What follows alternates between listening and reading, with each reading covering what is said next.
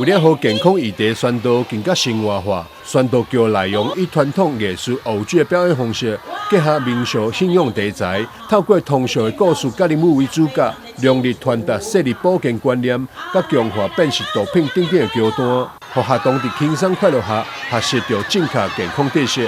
而今日的演出也是健康促进设立保健校园巡回宣导的第100场演出活动。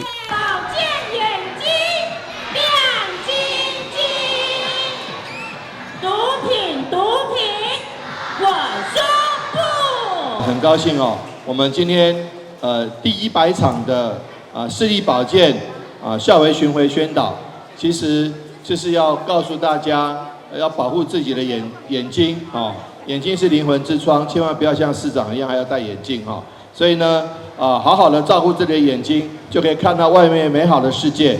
那同时呢，我们也要防止滥用药物哈。什么叫防止滥用药物？现在很多外面哦。就是说，有些人就跟你讲说，这个咖啡包啦，或者这个东西，这个糖果很好吃，其实里面是有毒品的。所以陌生人给你的奇奇怪怪的东西，千万不要拿、不要吃、不要用。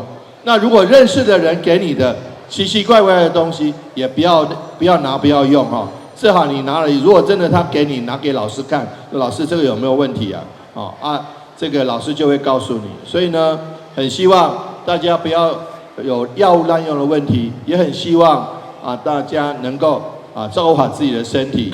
教育局说明，健康促进视力保健校园宣导活动，自110年起推动至今，已经迈入第5冬，已经行过39区100间学校，受益人数超过2万人，所教一处受到师生热烈回响。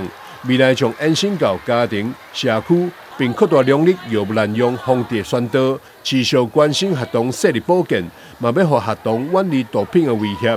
记者张世维采访报道。